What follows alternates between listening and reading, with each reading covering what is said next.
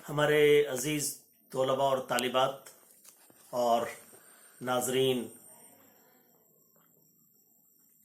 आज मैं डॉक्टर शाहिद रज़ा Jamal, Shahid रज़मी, associate professor Munger university Munger, आपसे मुखातिब हूँ।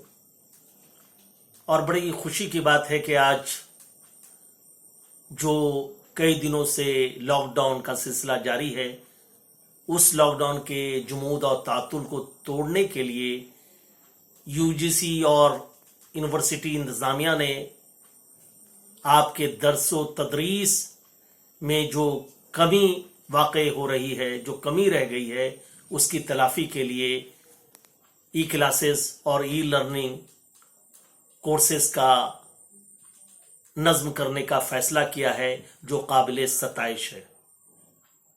आज हम डिग्री पार्ट 1 उर्दू ऑनर्स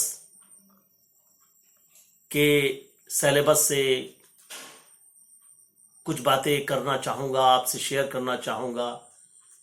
इस सिलसिले में बीए पार्ट 1 उर्दू का जो नसरी हिस्सा है, उसमें आपके निसाब में एक किताब शामिल है और उसका नाम है वारदात, और जिसके मुसन्निफ कथा सम्राट, father of short stories Munshi Premchand हैं। जैसा कि आपको मालूम है कि मुंशी प्रेमचंद का असल नाम धनपत राय मुंशी प्रेमचंद है, जो कभी नवाब राय, धनपत राय या दाल रे के कलमी नामों से भी लिखा करते थे। मुंशी प्रेमचंद ने अपने अफसाने की इब्तदा उर्दू से की और बाद में और आखिर ज़माने में वो हिंदी में भी लिखने लगे। उनके कई अफसानों के मजमूए मंजर-ए-आम पे आए, और आप जैसा कि वाकिफ होंगे कि सोज़े वतन जो 1908-9 में मंजर-ए-आम पे आया, जिसको अंग्रेज़ों ने जब्त कर लिया था और तारीख का एक सुनहरा बाब है। उसके बाद कई अफसानवी मजमूए आए, प्रेम पचीसी, प्रेम बत्तीसी, आखिरी तोहफा, वारदात, जिसके अफसाने का आज मैं आगे चलकर तस्करा करना चाहूँगा। इसके अलावा उनके कई शाहकार अफसाने हैं जो न सिर्फ उर्दू बल्कि आलमी अदब में एक मीज़ान की हैसियत रखते हैं, एक अपनी शनाख्त रखते हैं। मसलन ईदगाह, पूस की रात, आखिरी तोहफा, कातिल की माँ, मासूम बच्चा, बड़े घर की बेटी, शतरंज के खिलाड़ी वगैरह वगैरह। और इसी तरह अगर आप देखें तो नॉवेल में भी उन्होंने ऐसे शाहकार पेश किए हैं जो तारीख का में अपनी हैसियत रखते हैं। वो नॉवेल जैसा कि आप जानते हैं कि गोदान, चौगान हस्ती, मैदान अमल, बाजार हुस्न, निर्मला वगैरह वगैरह। और इन तमाम अफसाने और जो शाहकार नॉवेल है वो पर्दे सीमी और जिन पे कई फिल्में बनी हैं, कई सीरियल्स बने हैं, कई दूसरे मीडियम में इनका बखूबी इजहार हुआ है और क़ारीन और नाजरीन से दाद व तहसीन हासिल करने में कामयाब हुए हैं। आज मैं ऐसे ही एक अजीम फनकार मुंशी प्रेमचंद की एक मशहूर और शाहकार कहानी का तज़िया, तनकीदी जायज़ा लेने की सही करूँगा, कोशिश करूँगा। इससे कबल कि मैं उस कहानी का इजमाली जायज़ा लूँ, उसका तज़िया करूँ, उसका खुलासा पेश करूँ, मैं चाहता हूँ कि प्रेमचंद की विलादत के बारे में भी आप तक बातें पहुँचाने की कोशिश करूँ कि प्रेमचंद की पैदाइश बनारस जिला के लम्ही गांव में 31 जुलाई 1880 को उनकी पैदाइश हुई और उनकी वफात 8 अक्टूबर 1936 को हुई। और उन्होंने पहली दफा जो तरक्की पसंद मुसन्निफ की तहरीक थी PWA की, उसकी भी सदारत की थी। और इस माने में प्रेमचंद की एक अपनी हैसियत है, एक अपनी शनाख्त है, जो दूसरे फनकारों में, दूसरे अफसाना निगारों में और दूसरे फिक्शन निगारों में वो चीजें नहीं पाई जाती हैं। और आप देखेंगे कि प्रेमचंद की अफसाना निगारी को हम जब मुताला करेंगे तो उन्हें 3 हिस्सों में मुनक़सिम करके देखा जा सकता है। पहला, उनके अफसाने इस्लाही हुआ करते हैं, और दूसरा मुआशरती नौइयत के अफसाने होते हैं, और तीसरे अफसाने की जो किस्म होती है वो सियासी और अफकारी किस्म के अफसाने हैं, जिन पे गांधीयाई नजरियात, मार्क्सी नजरियात या दूसरे नजरियात की बाज़गश्त हमें सुनाई देती है। आज जिन अफसानों का तस्करा, जिस शाहकार अफसाने का तस्करा आज इस सेशन में करने की कोशिश मैं करूंगा, उसका नाम है कातिल की माँ। और यह कातिल की माँ वारदात के मजमूए से माखूज है। और जैसा कि पहले मैंने जिक्र किया है कि वारदात 1937 में या गालिबन 1938 में मंजरे आम पे आया, और उसमें 13 कहानियां शामिल हैं। और उन 13 कहानियों के नाम भी आप तक मैं आपके गोश गुजार कर दूं। उन कहानियों के नाम इस तरह है: शिकवा शिकायत, मासूम बच्चा, बदनसीब माँ, शांति, रोशनी, मालकन, नई बीवी, गुल्ली डंडा, स्वांग, इंसाफ की पुलिस, गम नदारी, बुज बखर, मुफ्त करम दाश्तन और कातिल की माँ। ये 13 अफसाने हैं, और उस 13 अफसाने अपने आप में बहुत अहमियत के हामिल है। और हमेशा जो सवालनामे में ये इनमें से 4-5 अफसाने बराबर पूछे जाते रहे हैं, चाहे इनका खुलासा पूछा जाता है, जैसे मिसाल के तौर पे रोशनी, बदनसीब माँ, मासूम बच्चा, कातिल की माँ, वारा अफसानों का खुलासा पूछा जाता है, या उनका तनकीदी जायजा पूछा जाता है, या एक और नौयत का सवाल इस ज़िम्न में बनता है जो सवालनामे में अक्सर नजर आते हैं, और वो है कि प्रेमचंद की अफसाना निगारी का तनकीदी जायजा या प्रेमचंद के फन का तनकीदी जायजा। इस नौयत के सवाल पूछे जाते हैं। खैर, मैं जैसा कि कबल में अर्ज कर चुका हूं कि कातिल की माँ अफसाना प्रेमचंद का शाहकार अफसाना है, और उनकी नुमाइंदगी करता है। और न सिर्फ उर्दू का शाहकार अफसाना है, बल्कि ये हिंदुस्तान की जदीद जबानों में से ये नुमाया अफसाना है, और आलमी अदब के पैमाने पर भी इसकी अपनी शनाख्त है। इस अफसाने में, जैसा कि मैंने पहले कहा था कि गांधीयाई नजरियात और उनके जो फलसफा है उसकी बाज़गश्त मिलती है। अदम तशद्दुद को एक मरकजी मौजू बनाकर पेश करने की कोशिश की है, जो हम आगे इजमाली जायजे में लेने की कोशिश करेंगे। इसका किस्सा यूं है कि रामेश्वरी एक बेवा औरत होती है, और उसका वाहिद इकलौता बेटा विनोद होता है, और वो दोनों खुशी खुशी रहते हैं। और विनोद और रामेश्वरी एक दिन गुफ्तगू करते हैं, और रामेश्वरी बताती है कि गुज़श्ता रात मैंने एक भयानक ख्वाब देखा है, और उसमें मैंने देखा है कि तुम एक अंग्रेज अफसर का कत्ल कर देते हो, और मुझे बहुत परेशानी हो रही है, और मैं बहुत खौफजदा हूं, क्या करूं। और तब वो विनोद कहता है कि जो जैसा करेगा वो वैसा ही फल पाएगा, और अंग्रेज हमारे मुल्क को गुलाम बना रखा है, हम पे जबरो ज्यादती कर रहे हैं, लिहाजा उनके साथ वैसा ही होना चाहिए। तब उसकी माँ रामेश्वरी अपने बेटे को जवाब देती है कि हमारे नीति और धर्म में इसकी कोई गुंजाइश नहीं, बेगुनाहों का कत्ल कभी जायज नहीं, और ये دونوں میں بہت تکرار ہوتی ہے اور اس طرح بات ختم ہو جاتی ہے. اور دوسرے دن جب صبح سے وہ گھر سے چلا جاتا ہے ونود اور شام تک واپس نہیں آتا، ماں انتظار کرتی رہتی ہے اور رات گئے تک جب وہ نہیں آتا تو وہ اس کا دروازے پہ اندھیرے میں انتظار کر رہی ہوتی ہے. تب وہ دیکھتی ہے کہ دور سے کوئی ایک سایہ جو کمبل لپیٹے ہوئے دروازے قریب آتا ہے، اور وہ آتا ہے تو تب دیکھتی ہے چراغ کی روشنی میں کہ وہ اس کا بیٹا ونود ہوتا ہے جو کمبل اڑے ہوئے ہے اور بڑا سراسیمگی کی حالت میں ہے، بڑا خوفزدہ ہے. تب وہ پوچھتی ہے کہ کیوں تم ایسے سہمے سہمے ہے؟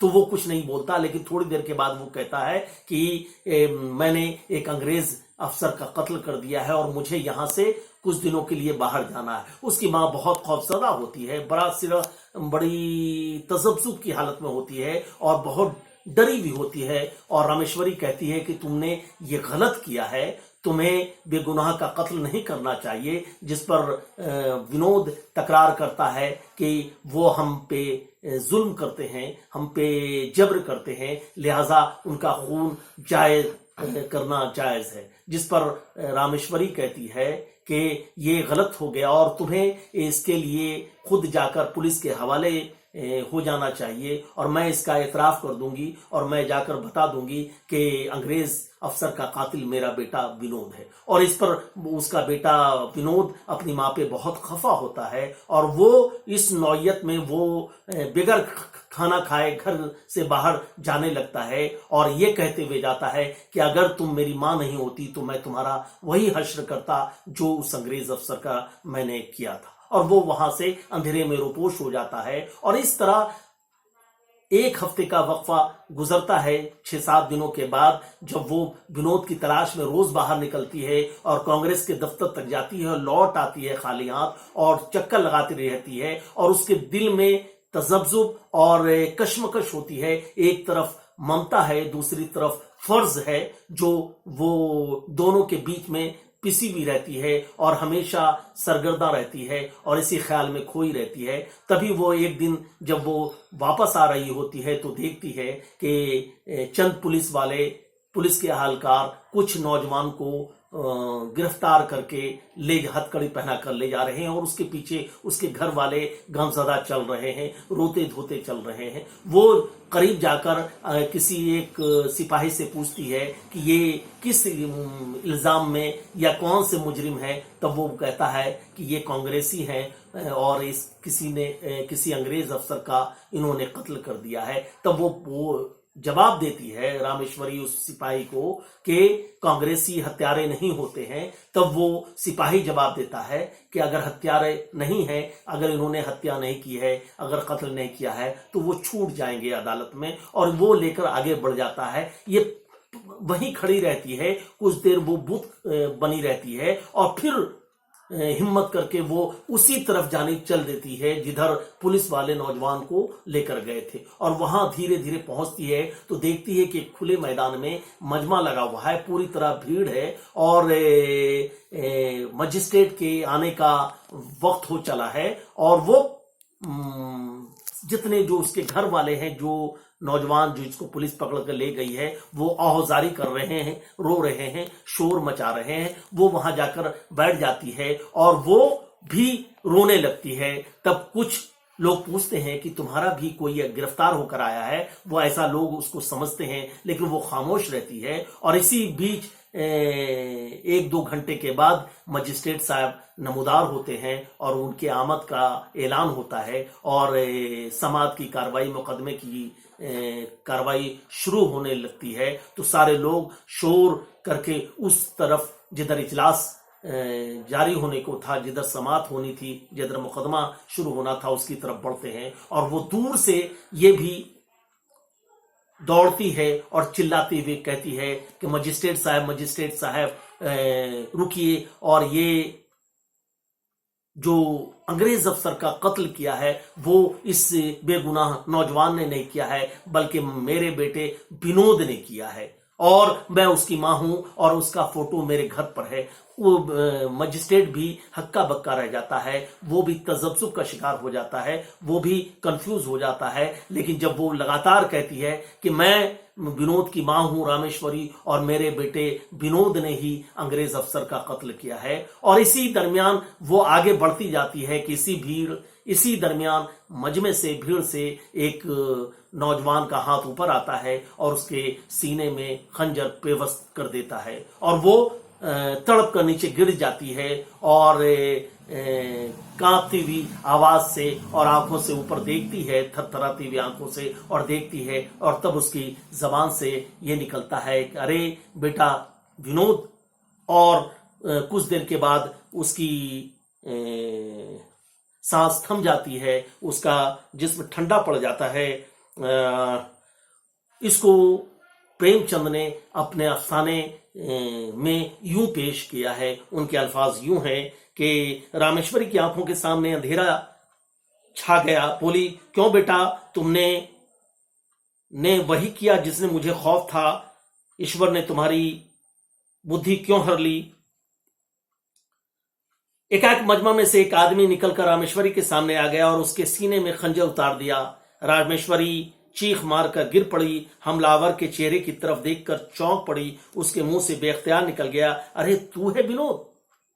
اس کی آنکھوں سے آنسو کے 2 قطرے نکلے اور آنکھیں ہمیشہ کے لیے بند ہو گئیں, اور کہانی اسی طرح اختتام پذیر ہو جاتا ہے. اور اس طرح ہم دیکھتے ہیں کہ پریم چند آغاز تا آخر اپنے قارئین کو, اپنے سامعین کو, اپنے ناظرین کو ساتھ لے کر چلتے ہیں اور پڑھنے والے کو ساتھ رکھتے ہیں. اور یہ ایک بڑے فنکار کی, ایک صناع کی یہ خوبی ہے, اور یہ فن پہ ان کا قدرت ہے, ان کی قدرت ہے کہ وہ فن پہ ان کی گرفت ہے کہ وہ قارئین کو ساتھ لے کر چلتے ہیں اور ہمیشہ ساتھ لے کر چلتے ہیں. اور مجھے تو یہ کہنے میں کوئی عار نہیں کہ جہاں کہانی کا اختتام ہوتا ہے وہاں سے قارئین کے اور ناظرین اور سامعین کے ذہنوں میں ایک نئی کہانی کی شروعات ہوتی ہے.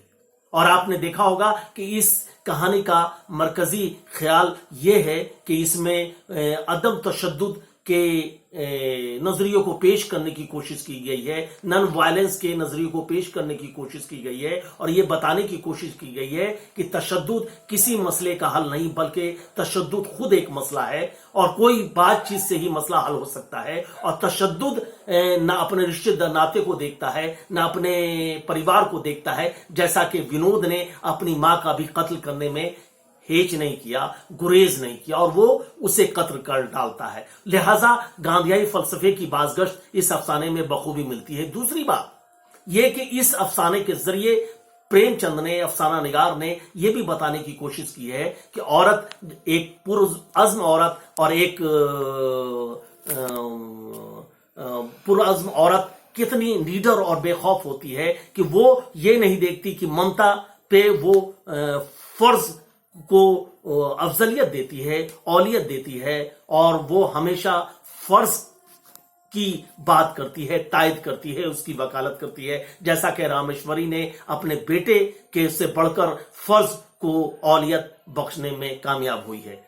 اور آخر میں یہ میں کہنا چاہوں گا کہ پریم چند کہ اس افسانے پہ شیکسپیئر کے اس مشہور اور معرکۃ العرا ڈرامے کا بھی اثر نظر آتا ہے, جولیس سیزر, جس میں جولیس سیزر جو ایک رومن ڈکٹیٹر تھا, اس کا قتل اس کے دوست بروٹس نے مل کر دیا تھا, اور اس کی زبان سے جو الفاظ ادا ہوئے تھے لیٹن میں, یٹ ٹو بروٹ یعنی یو آلسو بروٹس. اور یہی اس کہانی میں بھی آپ دیکھیں گے کہ آخر میں جو اختتام آتا ہے وہاں بھی ارے تو ونود, اور یہ کہہ کر کہانی ختم ہو جاتی ہے. تو ہم کو یہ لگتا ہے کہ یہ تمام مواصلت بڑے فنکار, جس طرح شیکسپیئر انگریزی ادب کے لیے ایک معمار ہے, معمار ادب ہے, ہمارے لیے, ہمارے فکشن کے لیے پریم چند کا بھی وہی رتبہ ہے اور وہی حیثیت ہے. اور پریم چند کے مطالعے کے بغیر اردو فکشن کا مطالعہ ناقص یقیناً قرار پائے گا. ظاہر ہے کہ شکریہ. میں اگلے سیریز میں دوسرے ٹاپک پہ آپ سے گفتگو کروں گا. اس سے پہلے کہ میں اپنے کلام کو